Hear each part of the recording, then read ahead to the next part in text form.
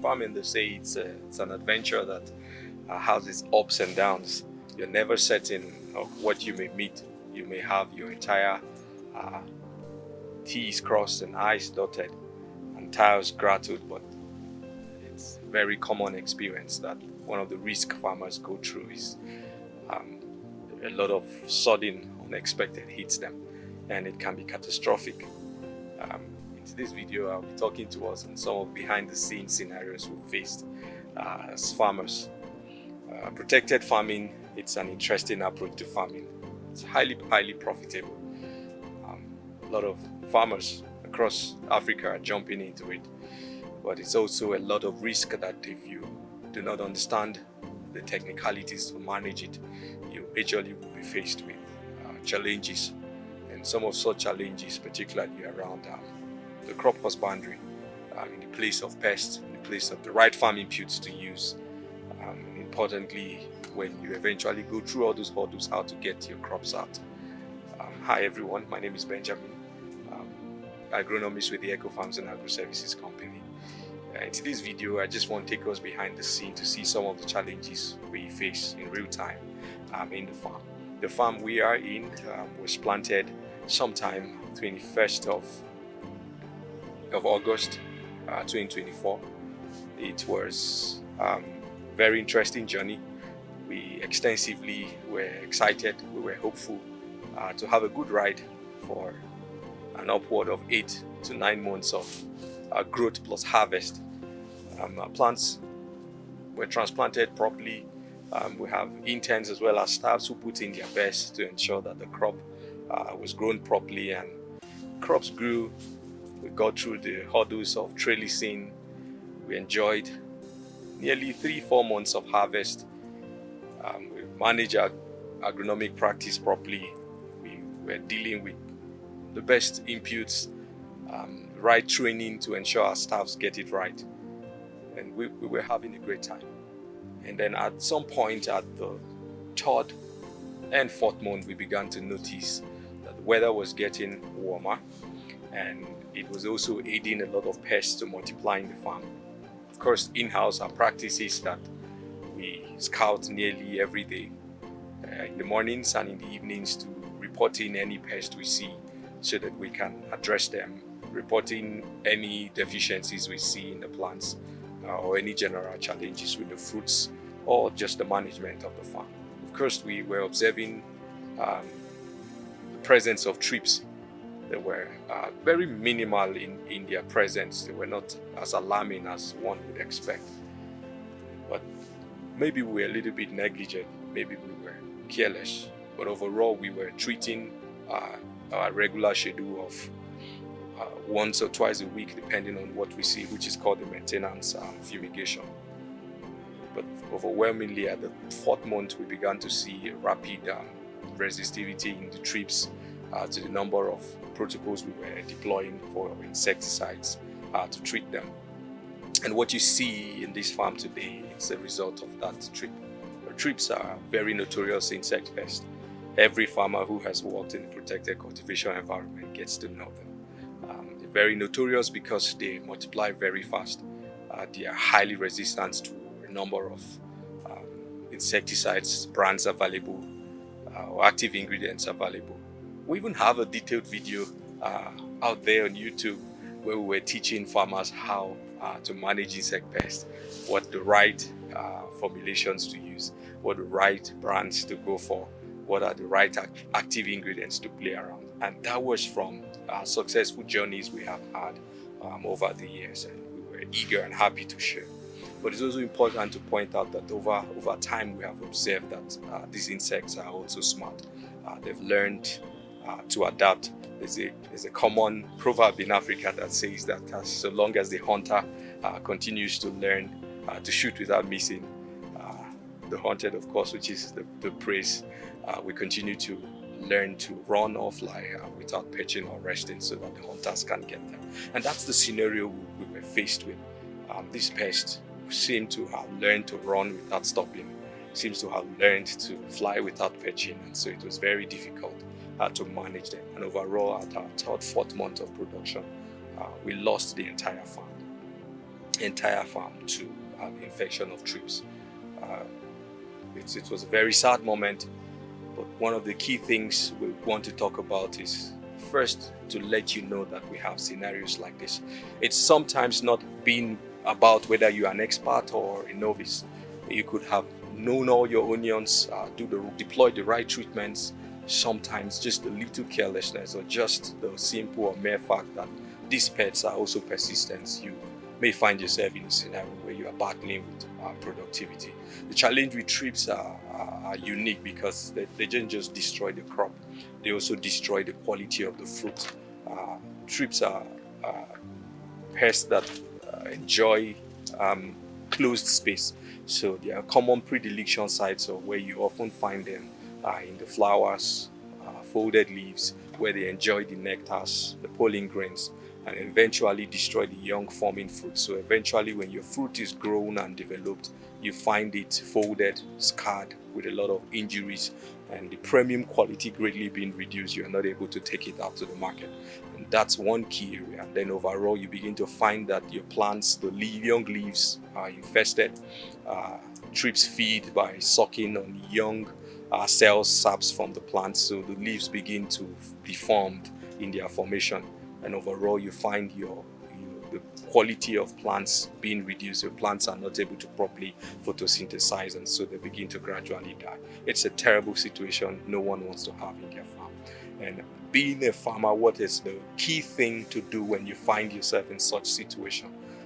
Most farmers, what we find is like what you describe as trying to raise the dead horse.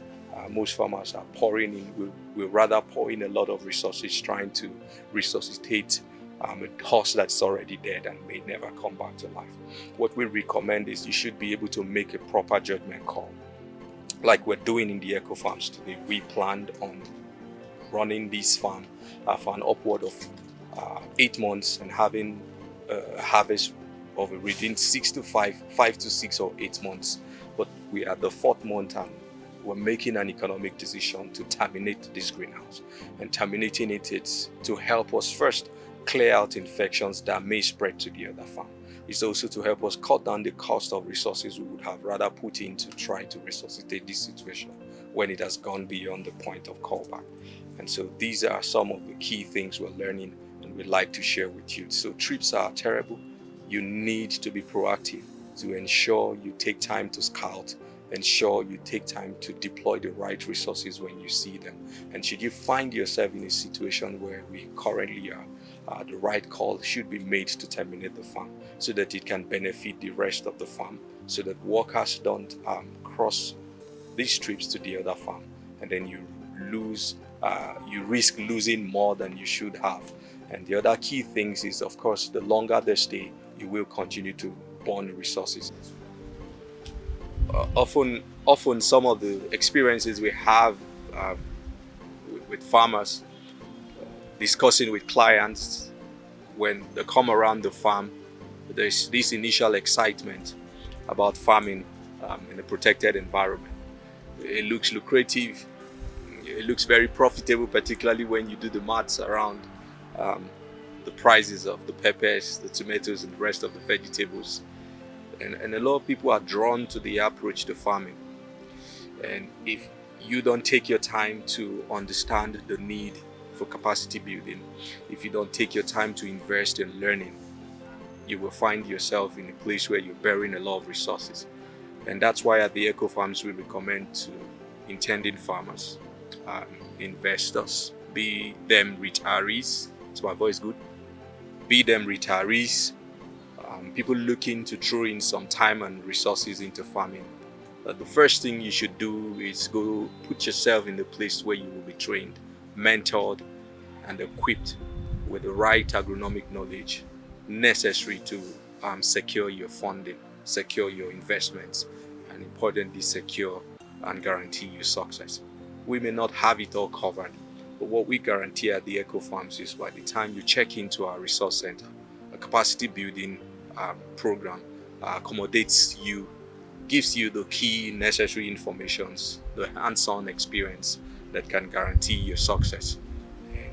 And these are some of the things you will learn when you come around to the eco farms. You will learn good agronomic practice in the conventional way of farming, in protected cultivation, general crop production. You will learn pest management in the integrated approach. You will learn conservation approach to farming, pest management, weed management. You will also be importantly exposed to market linkage, pre and post harvest management across this approach to farming. We're excited to also mention we're introducing an apiary where you will learn everything you need to know about bees and production of honey and proper market linkage to this. But in today's video, we're just showing you importantly some of the risks you most likely will be exposed to. One of the key things, which is insect pest overwhelming your farm. What a lot of farmers don't know is that while the protected approach to farming, as the word says, protected because of the micro weather in the greenhouse, which is of course warm, it's humid, and it's access to lush green crops in the greenhouse always. And another interesting thing is that natural predators that pests in the open will be exposed to are not available in the greenhouse. And so when pests make their way to the greenhouse, the micro environment gives them ample environment to multiply really fast. And because there are no predators to prey on them, these pests will also find themselves overrunning in terms of population in the farm. And so if you do not understand the right agronomic approach or crop husbandry to manage them, you run a risk of having your farm or your investment destroyed. So we greatly recommend that there's room for training. There's room for training of intended staffs to run the farm. Even you who intend to invest in the farm, you have to have an idea of what you're putting your money into for people to help you manage, so that you are able to properly guide them. Nothing comes easy. In greenhouse, while it's lucrative, while it's lush as you can see, it's also very risky. And so we recommend that room for training. While thrips may seem difficult, very challenging to manage, in-house we have learned some lessons we'd like to also share. We've discovered that if you stay on a particular insecticide, no matter how potent, thrips are going to learn very fast to adapt to them. And so what we used to practice was to cycle in a way of integrating several insecticide protocols, from mechanical, from chemical, biological, as well as cultural, from scouting when you identify them to the deployment of the right insecticide. But what we have learned over time is that it's better to have an in-house cocktail of various insecticides with key ingredients that thrips are not able to adapt very fast to. One key insecticide we have found is neem oil. The beautiful thing is that the eco farms have an in-house neem oil insecticides that we produce and share, as well as sell to other farmers. But beyond that, neem oil we found to be very potent. But using neem oil alone, it's not sufficient to manage thrips, because the potency of neem oil is at the larva stage. It's not very potent for the adult stage, which are able to jump or fly around to escape the effect. And so we recommend the in-house cocktail of an insecticide that has a high concentration of imidacloprid. In Nigeria, the very potent product called Miapri, it's what we use.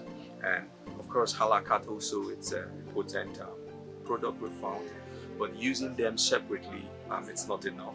What we recommend is a blend of high dose of neem oil with a higher dose of insecticide containing imidacloprid. So in-house, what we have found that is effective, we've learned that if you are able to come up, instead of using separate products in different times to manage adaptation of this pest, if you come up with a cocktail to deal with the larva stage as well as the eggs, to deal early adult and late adult stage, what we have found in practice is that while neem oil is very potent, it's more potent in the early egg hatching and larva stage. but it's not very potent to deal with the adults that are able to fly and jump around.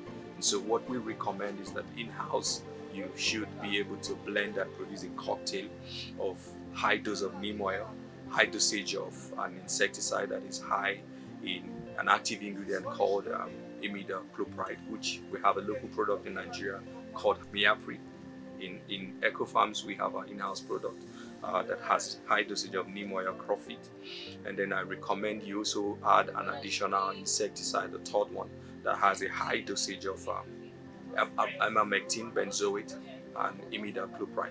And so what you may consider locally that is available in Nigeria is a cocktail of crofit from the Eco Farms. Miaprid is a commercial available insecticide, and Halakat, a blend of them to a ratio of neem oil being higher, Miaprid being higher, and lesser dosage of Halakat will give you a more potent cocktail to address thrips. But there's a protocol to using it. When you have your cocktail, your first application is targeted at the adults. When you do a 2-stage application, which is with an interval of 2 days, you would have greatly reduced the adult stages. Your focus next will be on the larva stage as well as the eggs. That's when you should have another cocktail that is higher in crofit, which is of course neem oil, and also another cocktail that contains Miaprid, which is imidacloprid. So when you do that, we recommend that you spray above the leaves canopy as well as below. Thrips are very smart. They hide in crevices of flowers of plants below and the leaf. So if you spray just the leaf canopy, herbicide, insecticide may not get the job done. We recommend that workers take their time to apply directly on the leaves canopy, but importantly more below the leaf canopy, targeting the lower surfaces of the younger leaves and the direct points of the flowers as they blossom.